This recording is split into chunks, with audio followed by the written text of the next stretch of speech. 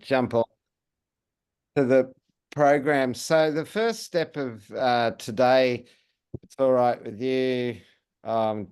Putting up the wrong presentation. Just bear with me. Put up the right one. So what I was hoping to share with you guys today is a bit about the Murray Inland Delta South. I thought we'd start with some introductions so everyone can get to know who else is in the room. Then if you would be gracious enough, I'd like to take you through who Regen Farmers Mutual is and why Jody, gathered you guys here today and what this is all about. It probably requires that we also give you a quick overview of what's called the Victorian Carbon Farming Pilot Program, because it's a potential leg up for a bunch of you financially. And then we're going to talk about what's been happening north of the river through the Western Murray Land Improvement Group in what they've coined as the Murray Inland Delta. And then a discussion should hopefully follow about what can we do around Gunbower and with yourselves that makes the Murray Inland Delta complete. Because as you would appreciate, geographically, a delta is both sides of the river. And at the moment, what they've done at Barham is north, and potentially, depending on your levels of interest, after today, we might be able to do a Murray Inland Delta south. So I'm going to stop sharing and just give us all a quick opportunity to introduce ourselves and say who's who in the zoo and what. If you don't know why you're here, you just came because Jody told you you had to be here. That's a sufficient reason for today. And hopefully, if you give us 40 minutes, not even that, 30 minutes, by the end of that 30 minutes, I hope that you'll see some value in having turned up and taken a risk to be here. By way of background, I'll start. My name's Andrew Ward, or Wardy. I'm an employee of Regen Farmers Mutual. I'm going to introduce the mutual a lot later. So I'm going to pass the conch and I'm going to get you to introduce yourself, say who you are, what your level of interest is and why you're here today. So Jody, I'm going to hand to you as the resident cat herder, and then if you could pass the conch to the next person. Okay, cool. Okay, so yeah, you guys all know me. Yeah, and I just got interested in Andrew. I saw your initial, I think when you launched Regen Farmers Mutual back in the pandemic. And it really sort of struck a chord with me, and I just was not quite brave enough to jump in then. But then our worlds keep colliding, and then when Western Murray Land Improvement Group had you over there, I kind of thought, no, this what you guys are doing is really interesting, and then I love what they do over the river, and I was really jealous, and so I kept hunting, and I went to carbon some natural capital things in Bendigo, and it kept pointing back to you. So I reached out, and it seems the timing was about right. So I kind of gathered all the people that are here now, like Doug with his cat. So they got the cat for me. And there's different reasons why I chose these. Some have already started on doing wetlands off their own back. Some are working with the Murray-Darling Wetland Working Group, and others.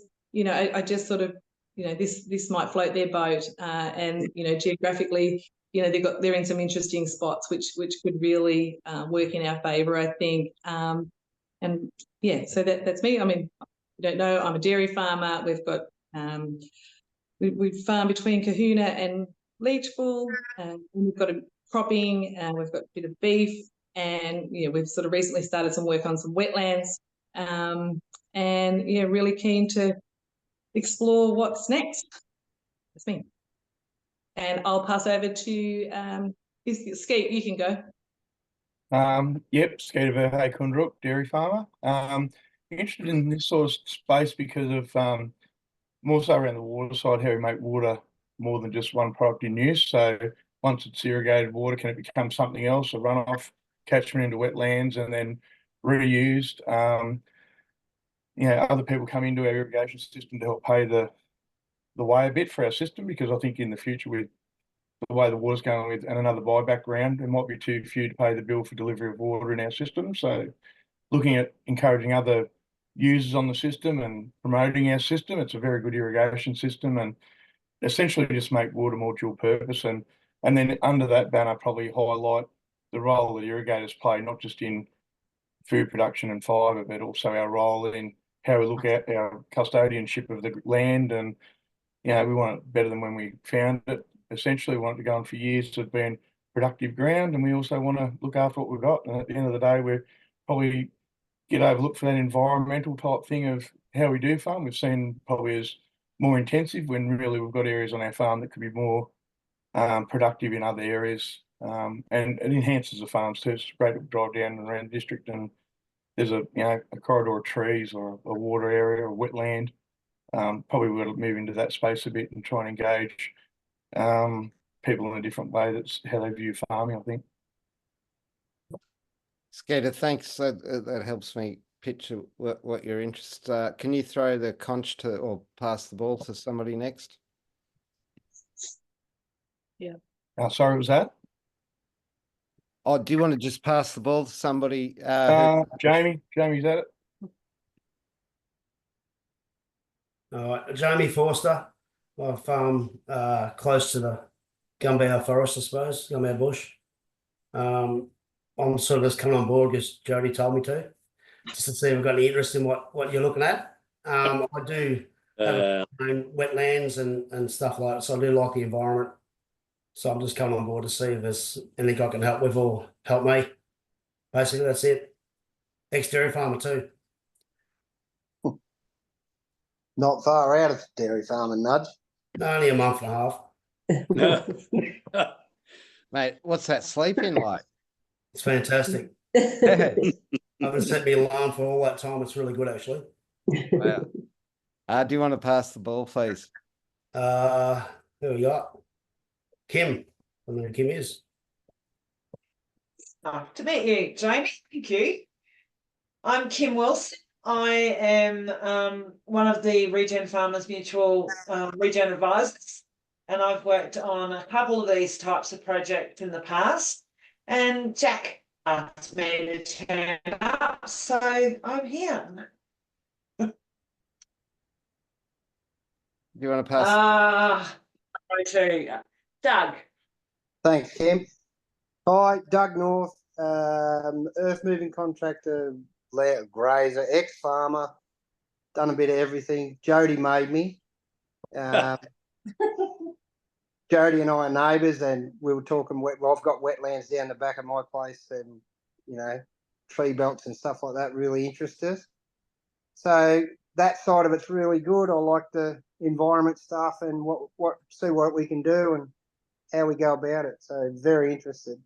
So that's me. Thanks, Doug. Do you want to pass the ball? John. Yeah, thanks, guys. Fourth generation farmer at Gunbow. Toll Farm's been here for 100 years or so on the Patho Plains, adjacent to Gunbow. I guess 2,000 acres of irrigation, and long story short for the moment is after the 70s, 3 years flooding, 3, 4, 5, lost a lot of box trees in our natural depression, and saw salinity starting to rear its ugly head. And so we proceeded to start planting trees or exploring the local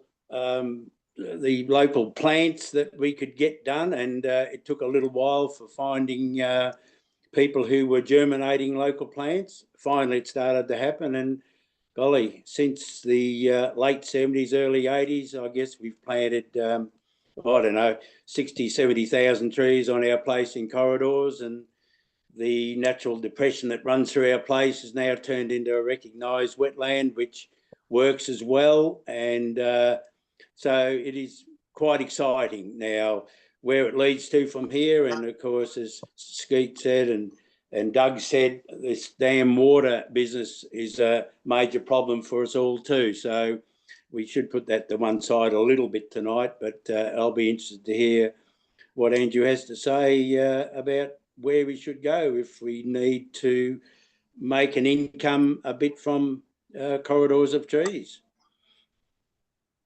Thank Thanks, you. John. And it was a pleasure meeting your son Hamish at the Western Murray thing. Yeah.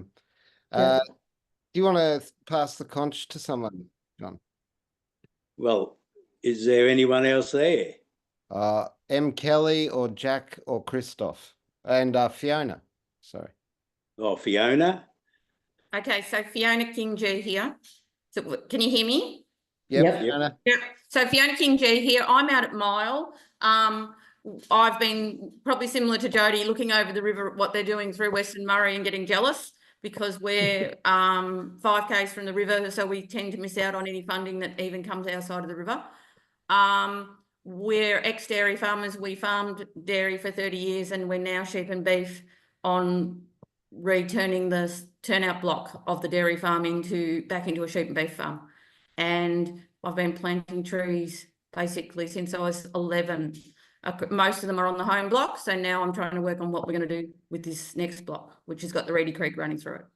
So, and same thing, trying to work out how to make money with all the irrigation costs and everything as well. Thanks, Fiona. Do you want to pass the ball, please? So who is Jacqueline? Yeah. Thank you. Thanks, Fiona. Don't be too jealous. We're really keen. We're expanding. The exciting thing is that it's, you know, the Murray Inland Delta is only half a story when it's people in the north. And there's so much opportunity across this delta, and it's something that we've been doing at Western Murray for the last 18 months, nearly 2 years, is really investigating and prosecuting this case that this is an extraordinary biodiversity hotspot, an international biodiversity hotspot, and is prime for real investment. And telling an irrigator story really, really well, and making sure that farmers are 3 hills, can see 3 hills ahead when it comes to biodiversity and carbon markets. It has access to independent advice and has the best people on the job for our case. We've had an exciting ride on the other side of the river, and I think there's multiple benefits that can be pursued if we stick together. There's buying and selling power, as we know from all the co-ops we've joined in over generations. That's why they come together, and that's what we're doing on the other side. And we're really keen to see what people think about what we're doing and see if there's a big collective opportunity here for farmers. We've got a place. I'm on a Border Leicester and prime lamb commercial and mixed cropping place on the other side of the river at just we're neighbours with the Turrumbry Weir. It's a Starrett family at Wambuta. And like Jody, in the pandemic, I was looking at the formation of a farmers co-op that could get into this. It's sort of the 3 parts of my career. I was a finance journalist for AFR, and then I joined WWF, who were science-based green group. It's a broad church, I can tell you that. And then agriculture, which has been part of my family for many, many years.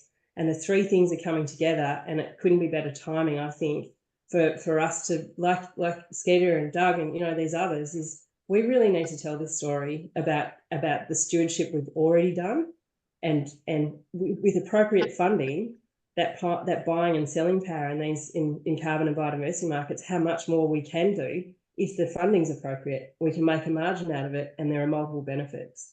So that's why we joined with Regen Farmers Mutual, and Western Murray has really put a large investment in being part of that as well. That's it. Thanks, Jack. I'll definitely come back to you later. I'm so pleased to see you here. I thought you might be too crook to show. I am a bit crook, but no one can get it from here. Cool. Do you want to throw the ball? I think Luke, Christoph, or M. Kelly, which sounds. So Christoph has been to the Delta. Christoph has stayed here in a fair, as Wardy has as well, in a fairly agricultural on-farm cottage on our place. But they've drunk the Kool-Aid, if you like. They really are invested, I think, in our collective success, and they can understand what an amazing place this place is. which, as you know, for some of us, is a bit rare. I mean, we don't have enough visitors. We don't have enough people understanding how special this place is. But Christoph is he can introduce himself, but he's an ally. Thank you, Jack. Good evening, everyone.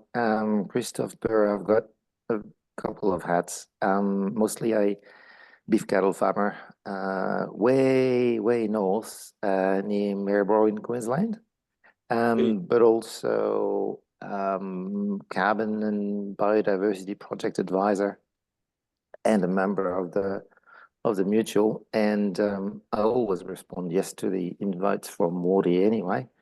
But then I turn up and I see all those friends and family faces from Western Murray, which were great. I did a couple of workshops in Western Murray, which were great. So I'm happy to see everyone here. I will throw to who's missing? M. Kelly.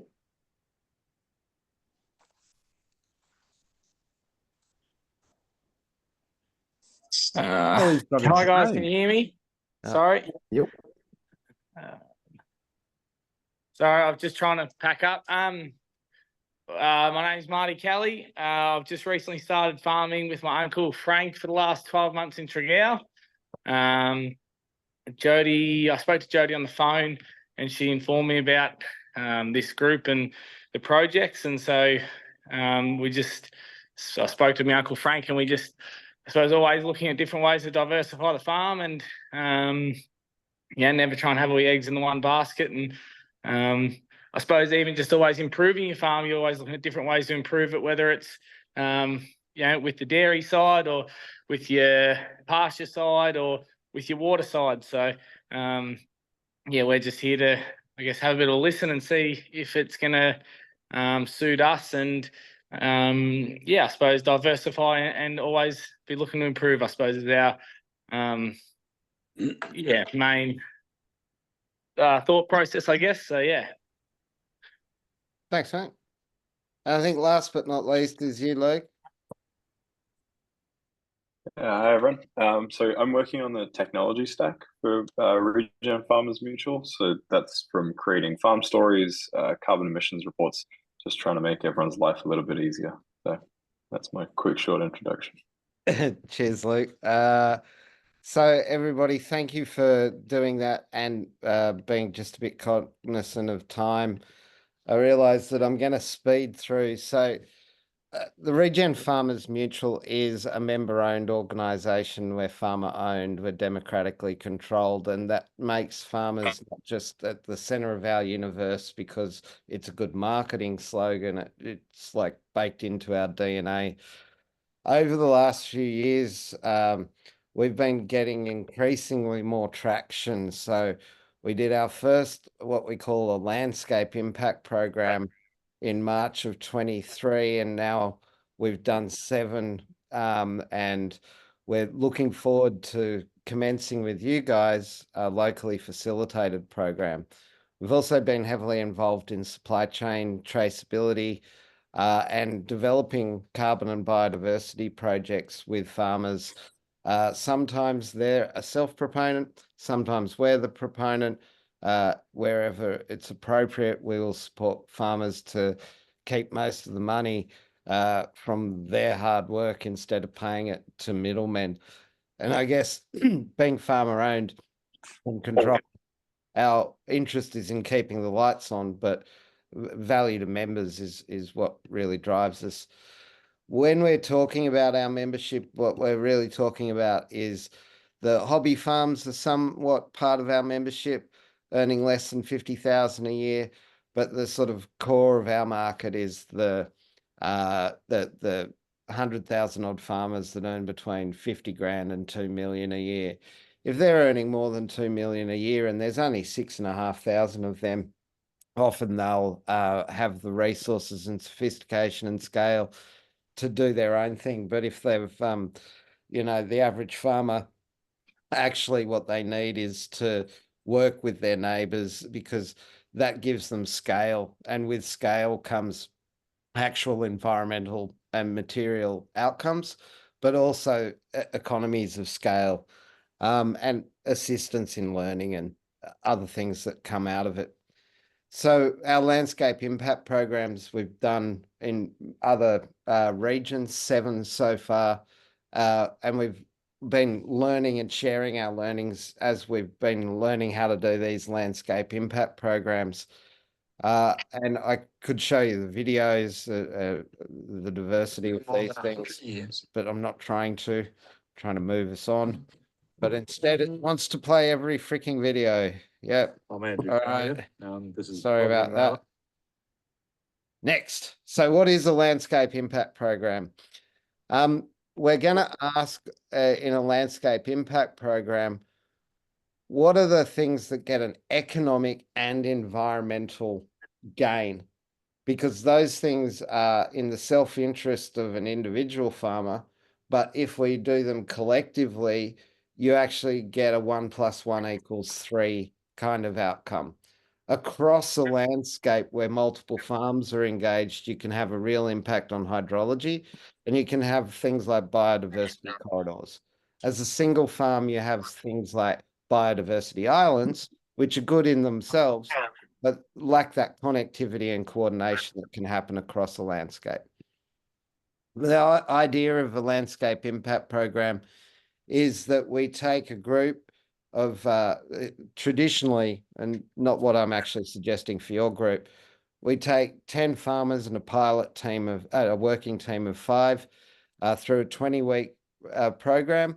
They identify a transaction that's like a blueprint of what could be repeated across that landscape, and they look for the efficiencies and the narrative and the tools to help greater engagement over time and greater engagement over the landscape.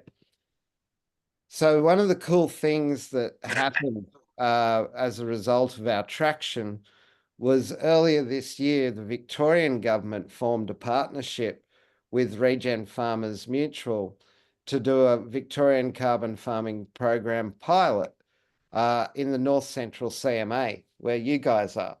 And so that program, you know, it's a state government program. There's 3 million to this initial pilot in the North Central CMA. In essence, what it provides is, depending on the number of hectares under management, a boost to environmental plantings income of some several $1,000s per hectare. And what that means, like, depending on the size of the project, there's a maximum amount of funding that the Victorian government will give you, which is calculated on a per hectare rate. But importantly, you would still be eligible for any of those carbon plantings to be in the ACCU scheme, and you could also generate ACCUs on top of that. And so, you know, essentially, Regen Farmers Mutual is one of 4 of these Vic government partners. We can do for you for free, because the Victorian government paid us to look at this in North Central CMA, an eligibility report for whether you'd be eligible for the Victorian carbon farming program, and at the same time whether you'd be eligible for a clean energy regulator ACCU scheme project. Now, this basically enables you to be paid twice for the same plantings, and importantly, the Victorian government scheme, that Victorian government partnership, if when we do your eligibility report, there looks like there's a viable project, you actually get 40% of the funding up front, and that enables you to cover the costs of putting in fences and trees and weeding and animal control or whatever the actual project costs are. So one of the big barriers to engaging in like carbon projects is often the upfront costs. Have to wait 5 years until you get income. Potentially the Victorian carbon farming program enables you to take out those costs, so it becomes a lot easier if you've got eligible and interesting land that you want to do a project on.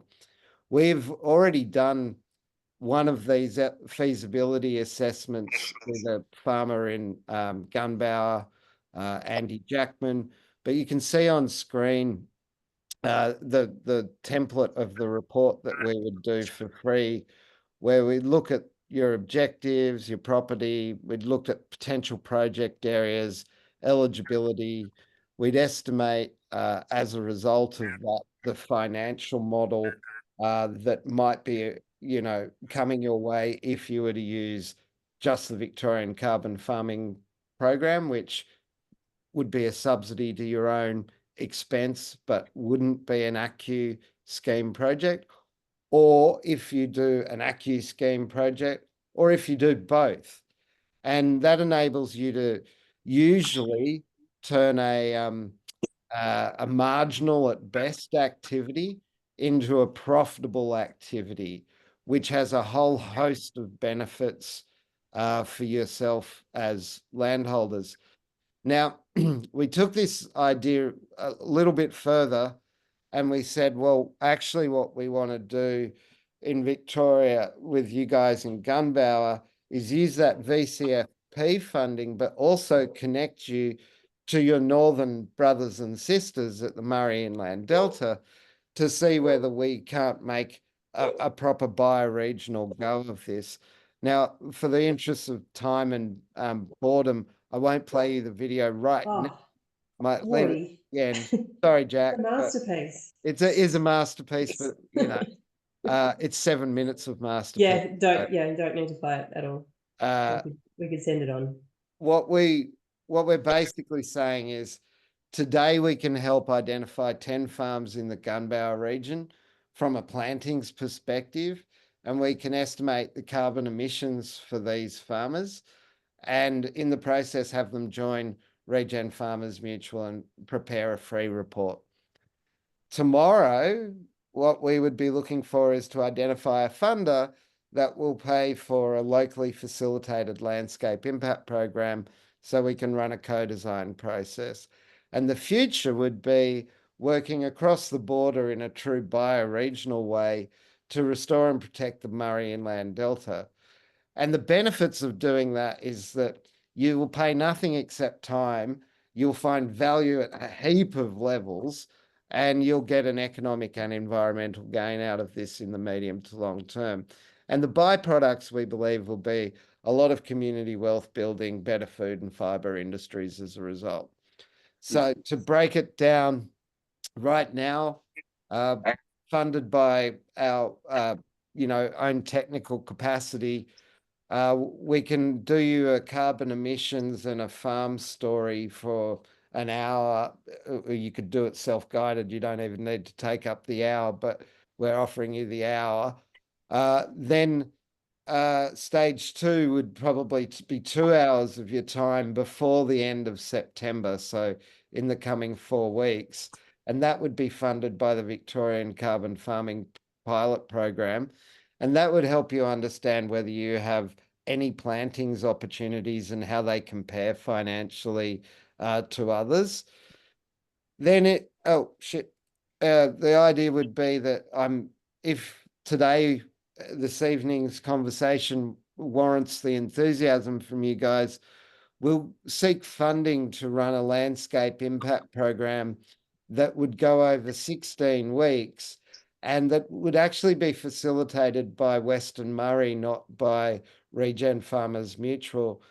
Instead, Regen Farmers Mutual, we're going to be helping by making our content and curated events and our tools and bringing the investors to the table.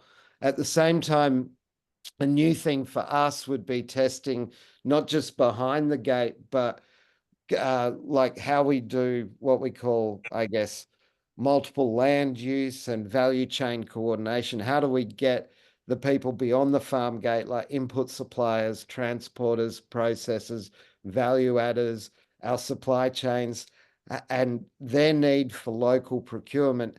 How do we get beyond the farm gate to actually get community involvement in this?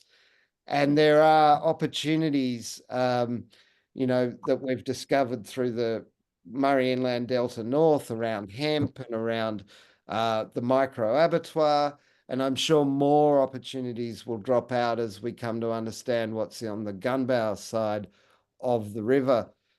And so, yeah, I'll pull up here and give you guys times for comment and or questions, but hopefully you can see we're trying to be a bit tricky and say, well, we've got this grant here from Victoria, which can give us a really good idea of whether there's feasible environmental plantings opportunities.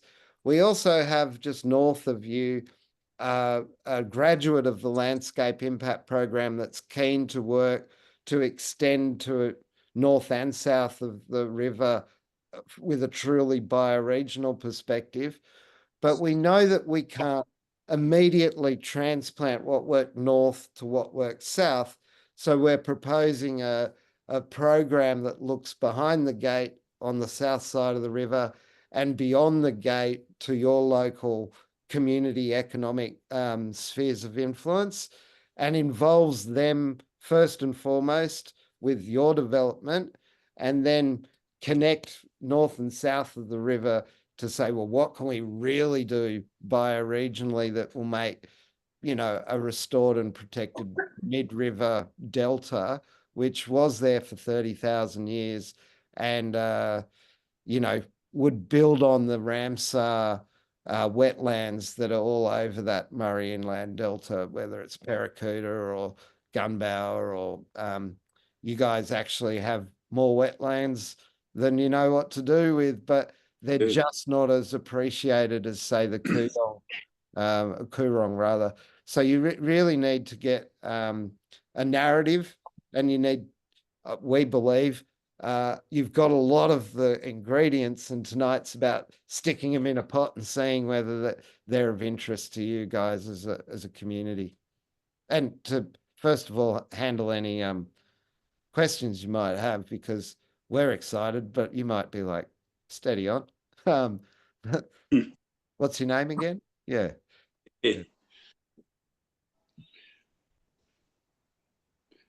So Fiona, I'm going to throw to you because you've seen a bit of the north side, and I've been probably not as responsive as I've been trying to work up how to bring this all together.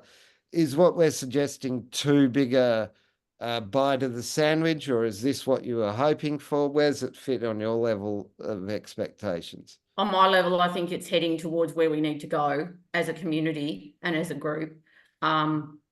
We need to be linking with New South Wales. Most of us sell and buy through New South Wales anyway. So we should, through Barham and that region, we should be supporting each other and working as a group across those waterways and things as well. And I get so frustrated that our irrigation water isn't acknowledged as environmental, and we all use water for environmental stuff. So let's start doing it and getting it acknowledged in the process. Does that help you? Is that what you want me to say? I didn't want you to say anything, but it just reminded me that a key stakeholder that we've had in the northern side of the Murray Inland Delta has been that Murray Wetlands Working Group, who we just think the world of. And I think a lot of you guys with your private wetlands are already engaged with them as well. So there's just another sort of synergy benefit, co-benefit, something like that. Yeah. That's right. So somehow we can need to link all of this together, plus carbon, and, you know, we can't afford to keep throwing thousands of dollars at our land and then not getting enough out for our pricing. So let's work together so we can achieve it. So yeah, we're in.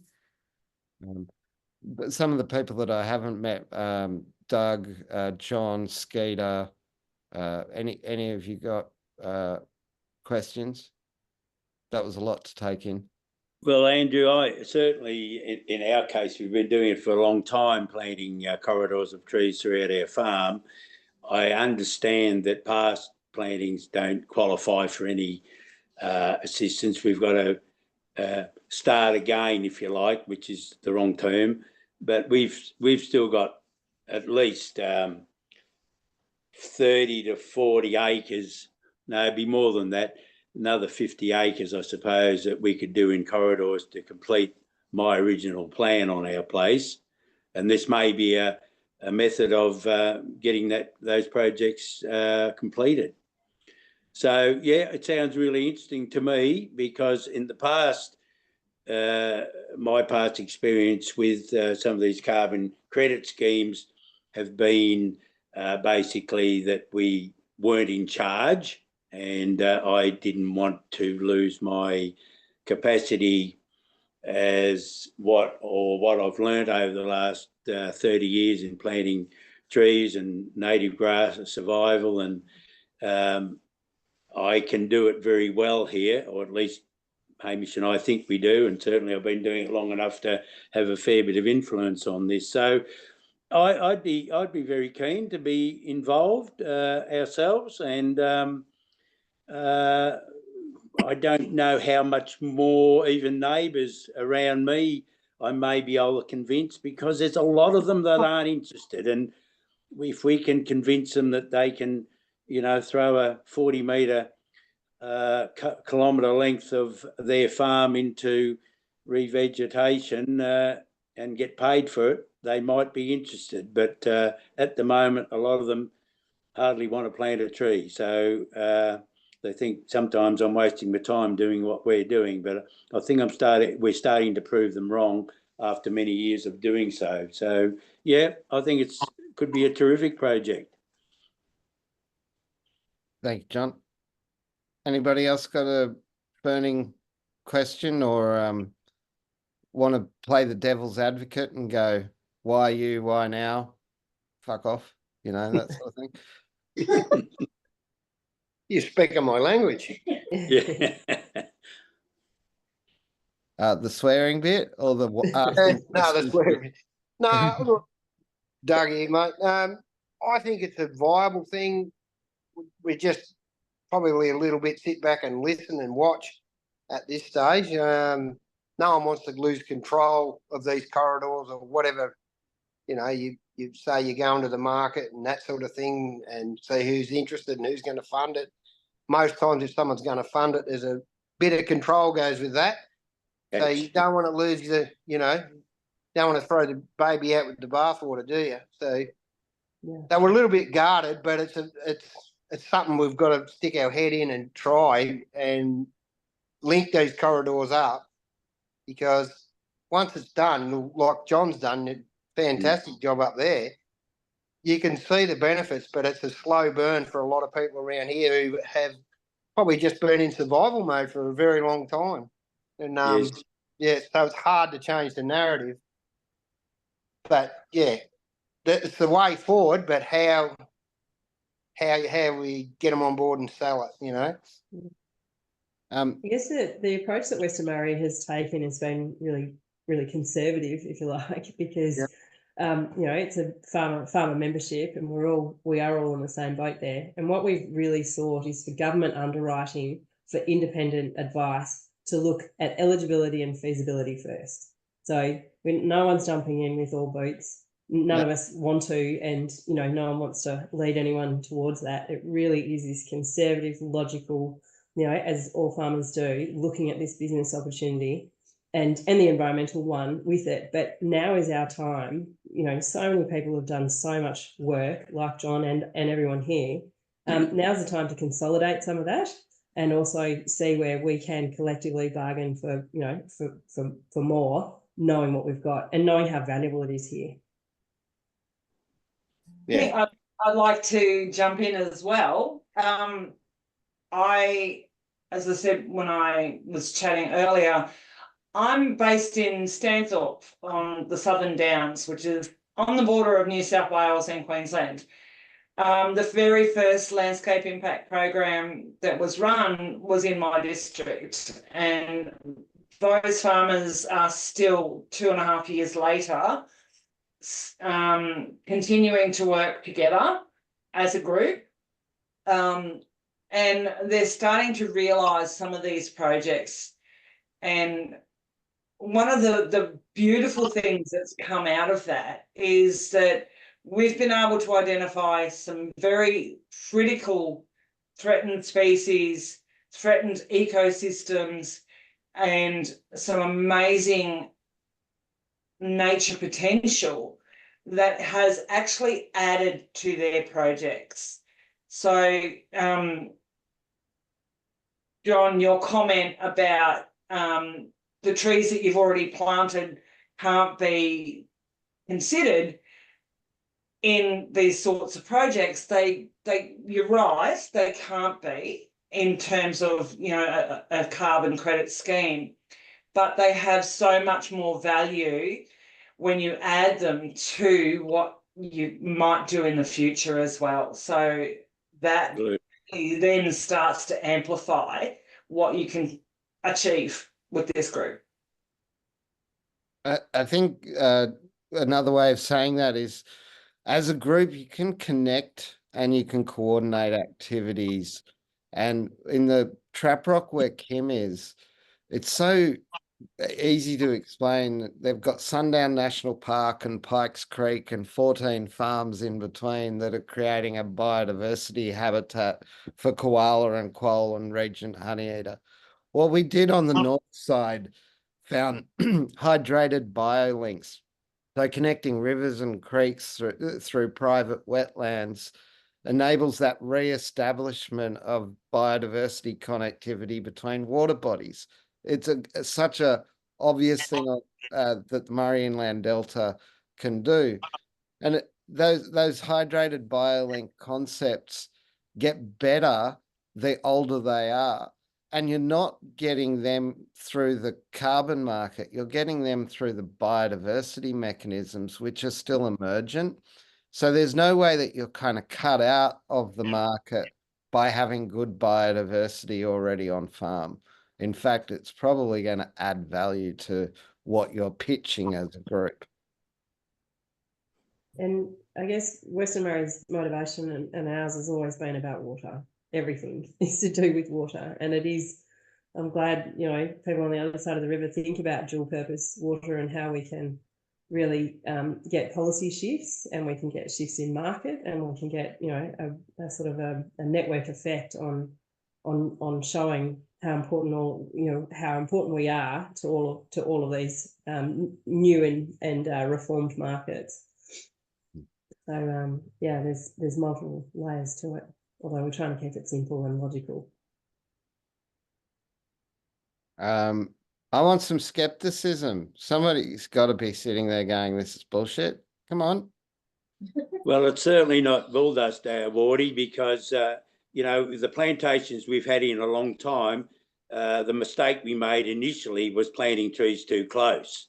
So there's been a dramatic change in how I do it now. You know, we started by a bit of farm forestry, and we thought, well, and we're talking late 70s into the 80s, when water was completely available, and we were watering plantations in the autumn and the spring to get them through the summertime. And of course, then we had the 10-year drought, and we stopped watering them, and there was a lot of suffering because they were too close. So now my plants, I look at the mature plants that are around, the old box trees that are on our place.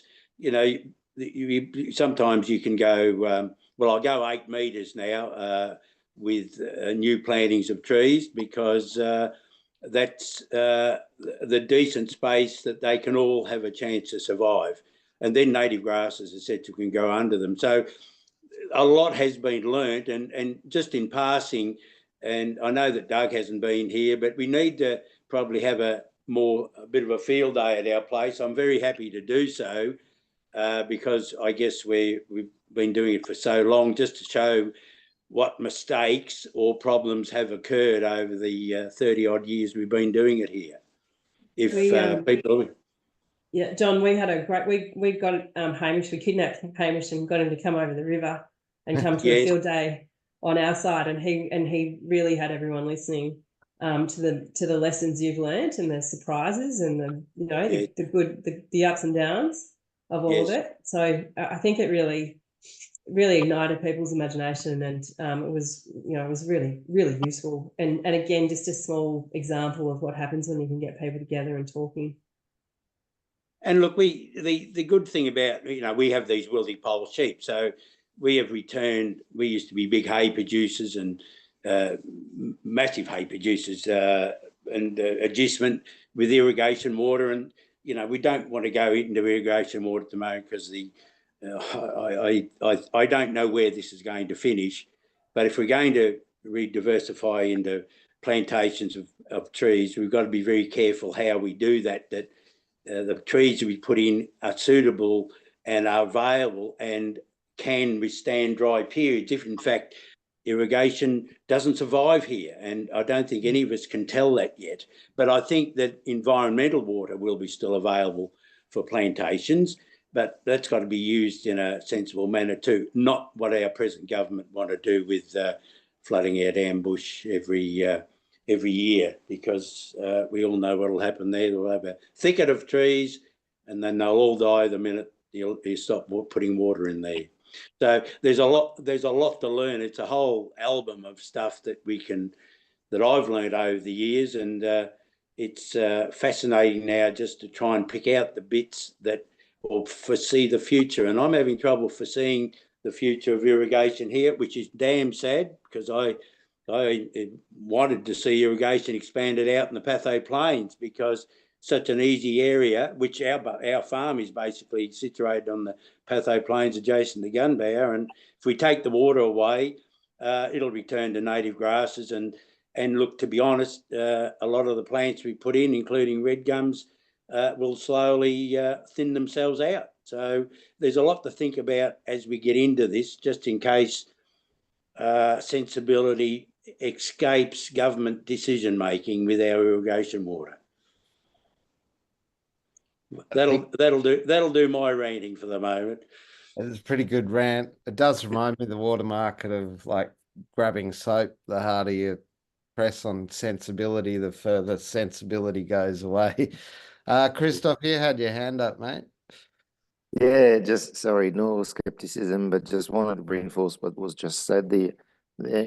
From a more technical side, on project application and getting funding, and both for the VCFP and for the CER IQ scheme project, having that local expertise is absolutely key, because they ask you to demonstrate that you have that expertise. So it's important for the application. It's also important, of course, for the basic success of the project, so that the trees don't die, and also for the cost of the project, because you know how to do it, and you know how to do it at lower cost and avoid mistakes. So that's an absolute gold mine to have a project. So I'm glad to hear that. Excellent. Well, since nobody's howling their objections, I'm going to just give you a quick view of today, tomorrow, and the future. So if you're interested in an assessment, what we'll end up doing for you is this is the free bit. You'll get membership of the mutual. This is an example of a farm in Victoria.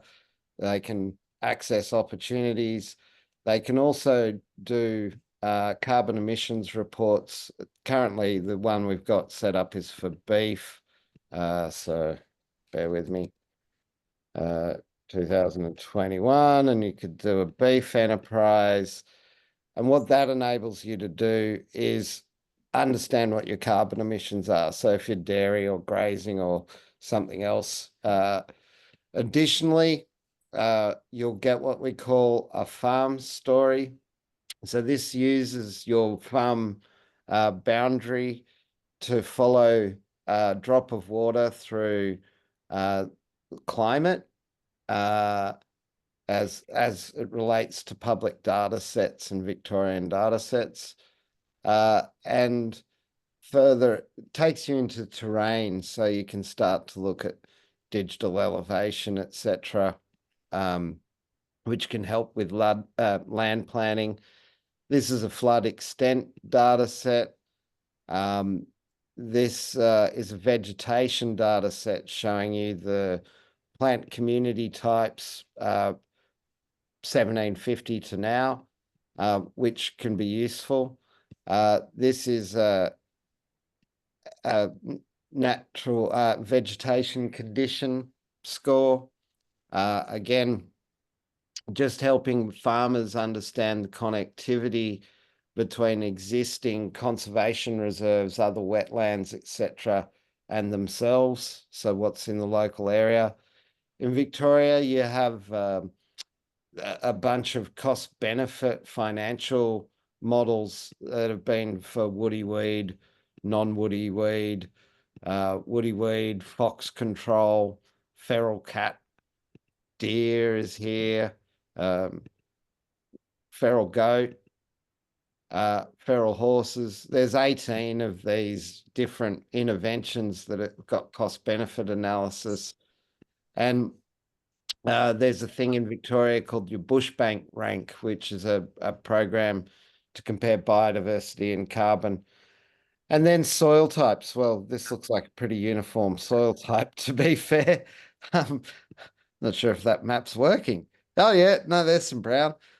Soil type and cultural heritage. So what are the areas of Indigenous significance that, you know, surround a particular farm? So when we were doing our little presentation before, and we sort of said, what do you get to start with? Well, it's that carbon emissions report and a farm story for free. And then if you're willing to invest another 2 hours with us between now and the 30th of September, what we'd be doing is a template report based on actually your 2-hour session, which would look at environmental plantings as a potential for you within your farm matrix. It commits you to nothing, but in that process, we would find out whether you're eligible and what the financial model might look like if you did either VCFP, AccuScheme, or both together. And then concurrently, we've got until the end of September when we gather that sort of base information. So the next 4 weeks to go pitch some investors. And I have investors in mind. So I'd like to kind of share their names with you so that you can vet them. But they're called the Ian Potter Foundation, and they've been responsible for investing in the Victorian Landcare New Futures program. And we've had funding for 2 Victorian groups, one in the Strathbogie and Longwood Plains area called the Granite Goulburn, and another in the Windharp Horizon area around St. Arnaud.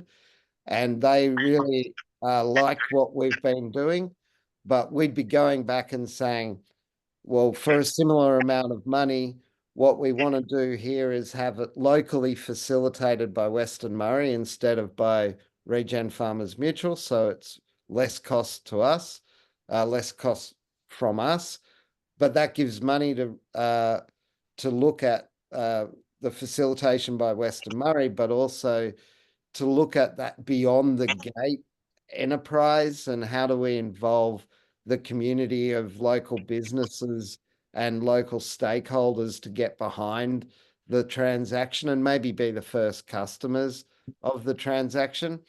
And so we'd be asking Ian Potter for something like $145,000 all up, whereas they've just paid for us to do a $150,000 facilitated program. But the facilitated program, we're saying, do this cheaper and get all these other benefits, plus you'll be leveraging the north and the south of the river. So we'd be going back to a known source of philanthropic funding. And Ian Potter was a major funder of the Murray-Darling Wetlands Working Group as well for many years. Mm. And clearly, if we don't get funding, you know, it won't be an imposition on your time. But if we do get funding, it's another thing we can kind of bring to the party to make this smoother and useful for everyone. And just to sort of part of Western Murray and mine and others around us, when looking at all that's, you know, gone before in the water market and some of the issues that we were talking about, is our aim is to get bigger friends. So when that means get bigger friends, it means, you know, large philanthropic groups, government agencies like the Victorian Carbon Fund and those others to put money here to help us underwrite these next logical steps to see whether it works for us, how we can leverage previous investment and previous really large previous private investment in biodiversity and carbon and dual purpose water. We're using it. It's just not recognised. So that's really been part of the aim with Western Murray and this investment is that we want to be able to tell our story. But we also want other people to help us work through the steps to see whether it really does work for us.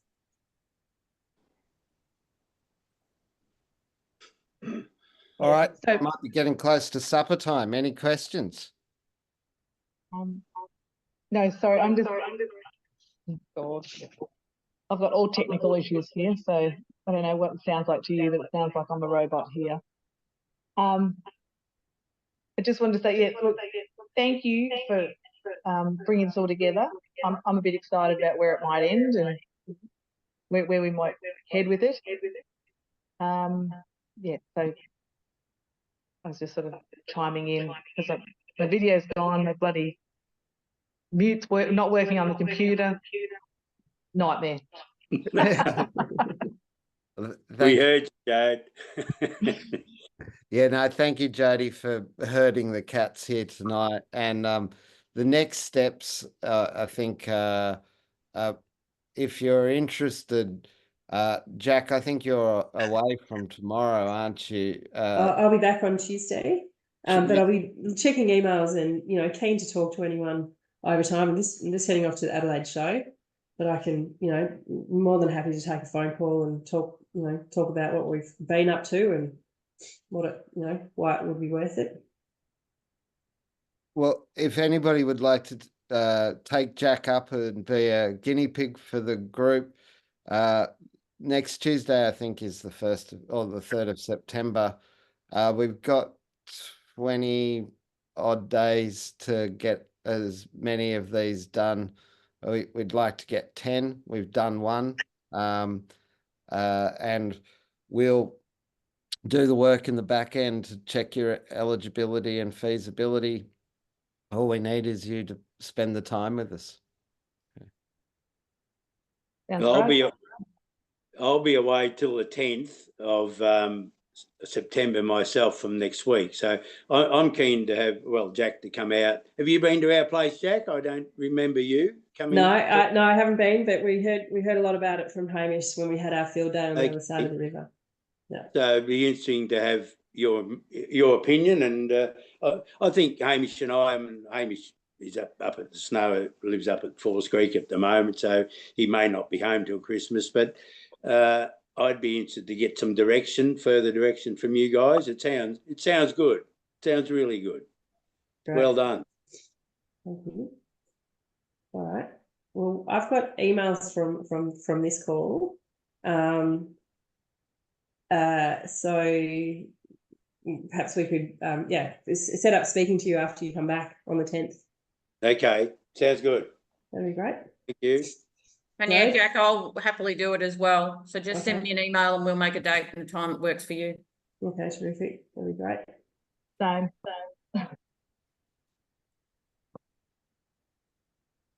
And rather than put people on the spot or embarrass them, Jack, if you do send an email with your Calendly and people can book in. And Yep. Yeah.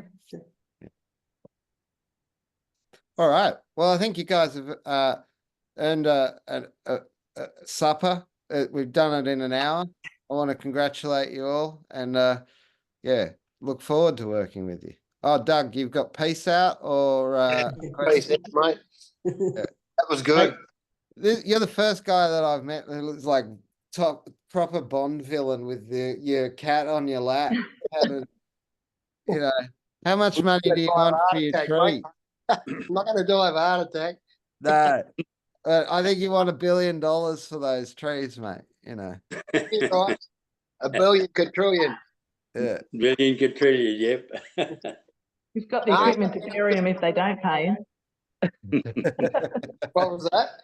I said you've got the equipment to bury them if they don't pay you. Exactly. Very deep too. Yeah. Very deep. Very big excavators. Yes. Oh, well, Oh, Sounds good. Sounds really good. Great. all right. Thanks, Doug. Thanks, everybody. Enjoy your supper. Be in touch. Thanks, See ya. Woody.